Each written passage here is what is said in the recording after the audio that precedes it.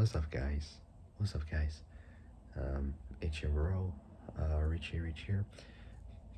Today in this video is now another extended video of the previous Pontiac Firebird video. So this is a second extension to the previous video I did, which is still uploading. But once it's fully uploaded, you guys will be able to see him. So, today I am now on the next part for the Gen 2 Firebird, which is now the 1975 version. So before I start this off, make sure you guys like the video, subscribe, comment down below what you guys think, hit the notification bell, and hit all so you learn when I make brand new uploads. Okay, so without any further ado, let's continue. So where I left off from last video was the 1975 model. So let's do it. So the 75 models featured new wraparound rear windows that curved out to occupy more of the B pillars, but the rear body shape, both the rear body shape and bumper remained standard, so unchanged. So nothing has changed. So it's completely stock. The turn signals were moved up up from the valance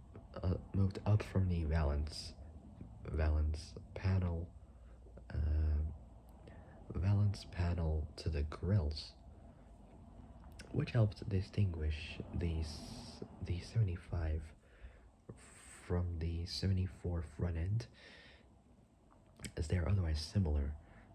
This was also the final year. This was also the final year of the larger profile, larger snout formula hood. So larger profile, larger snout, formula hood for the Firebird formula. The LS2 Super Duty V8, which came from Chevy. So the LS2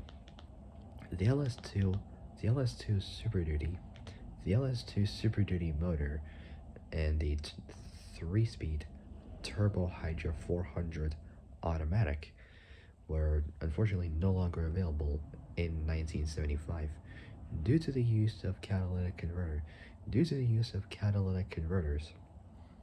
which are components that control like the amount of emissions, so they reduce to make it a lot less harmful.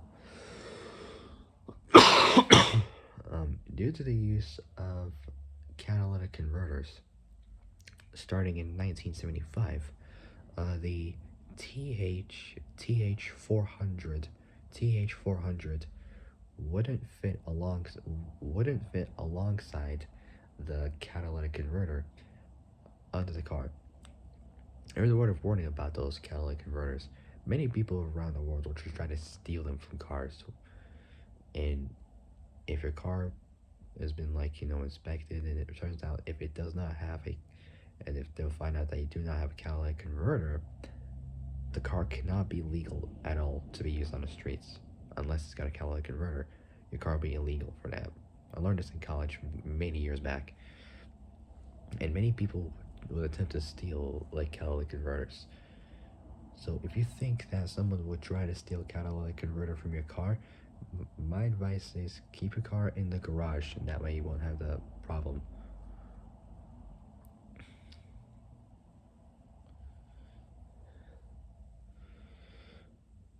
Or if you don't have a garage, best way to do is just try cover the car up, if that would help. Either one of those two would work, because many people try to steal them, catalytic converters, and your car wouldn't be legal on the streets. So always important to always check that if your car has a catalytic converter, because you never know at any moment that anyone will try to take those off your car.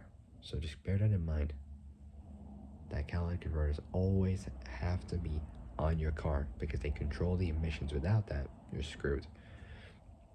So always keep that in mind. My advice is keep it in your cars in the garage at all times. If you feel like that's gonna happen, put your car in the garage. That way it'll be much safer. It'll be much safer for you.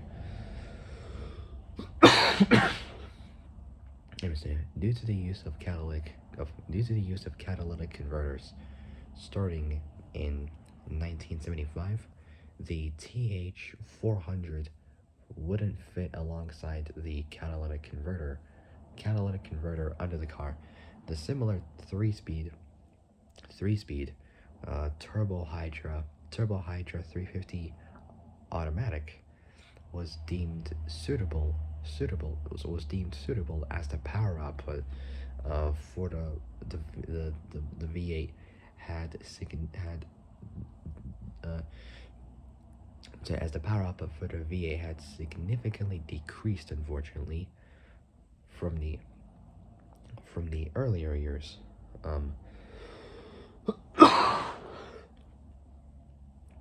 The TH350, which is short for Turbo Hydra, drew less power, and also didn't require an electronic kickdown system.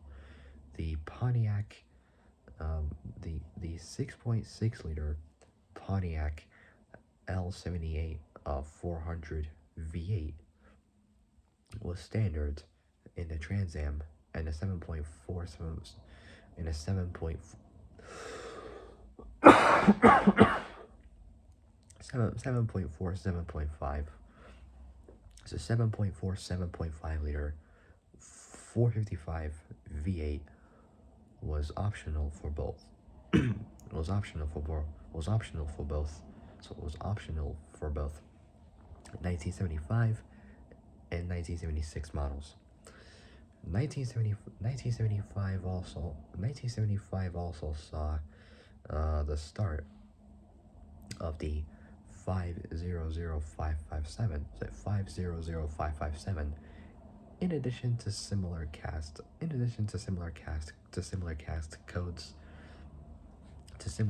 codes, so cast codes starting with number 5. That cast of 400 motor blocks entering production. The 500557 blocks were considered a weaker cast, as they had a lower nickel content and had metal shaved off in the lower journals of the motor block to decrease both the overall weight and the price, or cost, so to make it lighter and much cheaper. These blocks were used until the W72 motor reverted to the original specs from the start of the decade, with the 481-988 cast.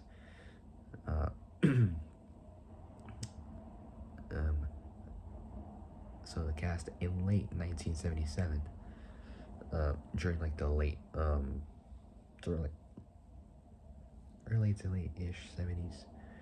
Originally, the 7.5 liter 455. So originally the 7.5 liter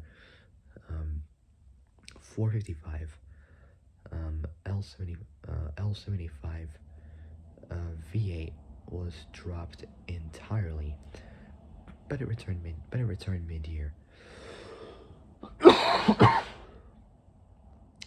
mid-year. Available only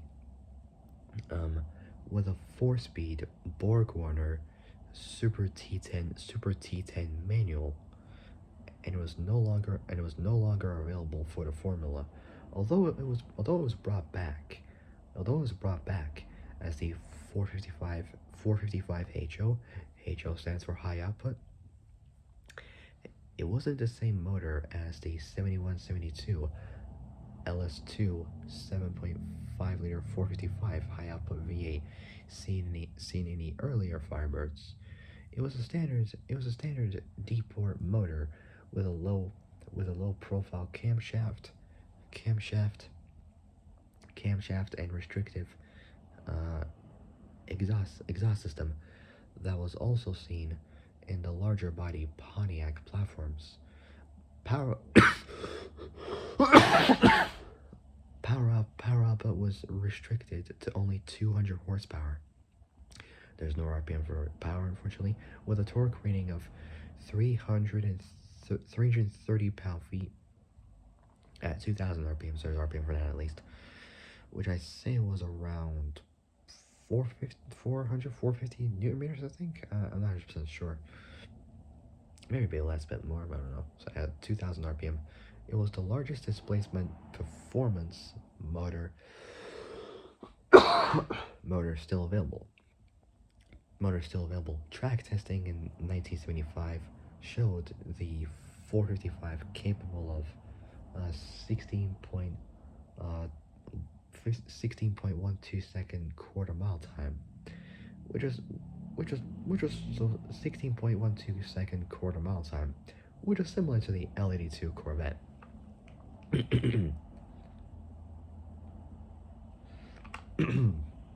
The next version is 1976. So the 76 model year. I'll do this last one and I'll do the rest tonight if I have time. If not, I'll try to do it tomorrow, but I'll see what happens. Anyway, the 76 model year saw a revision to the design and had done away with the rubber bumperettes on both the front and rear bumpers. Instead, the body featured a sleeker design with with front and rear bumpers made from polyurethane that adhered to the safety standards at the time. The interior design was unchanged, so it was the same from the standard interior. However, the deluxe interior seats had changed to feature both larger and deeper bucket seats. The motor options across the Firebird remained the same as the previous year in 1975. This was the last year for the optional 15 by 7 inch honeycomb wheels. 1976 marked the end of the 7.5 liter Pontiac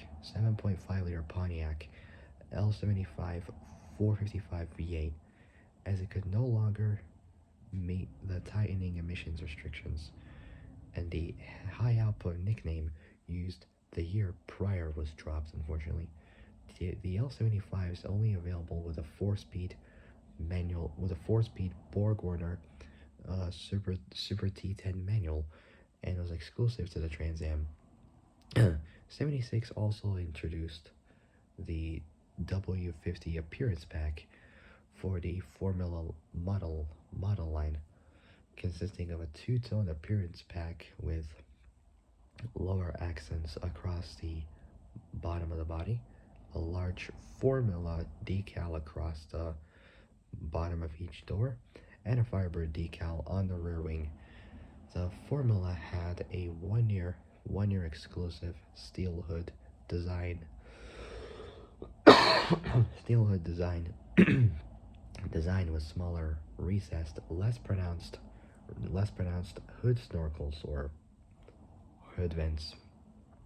For this model year, Pontiac celebrated its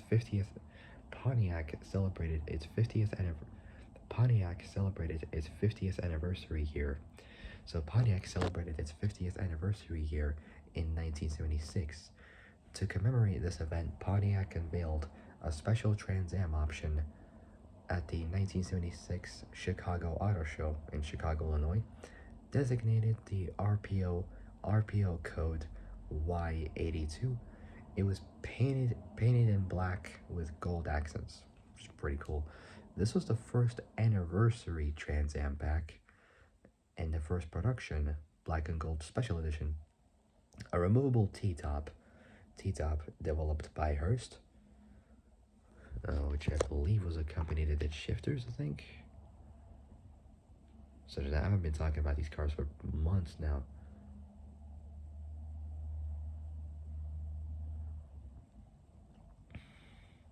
I swear they did shifters. Oh yeah, they are. I might talk about Hearst performance one day, I don't know.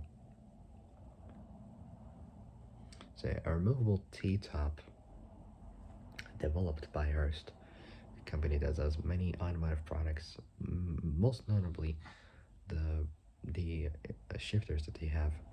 So developed by Hearst was said to be included on a Y82 50th anniversary TAs. I think it was Time Attack. I'm not so sure, but provided proved problematic in both installation and quality control, leading most Y82s to not be to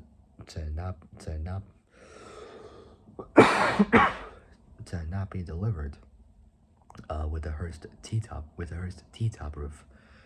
All Hearst T-top equipped cars were built at the Norwood, Ohio factory. 110 of the Y82s equipped with the L75 455 received the Hearst T-tops.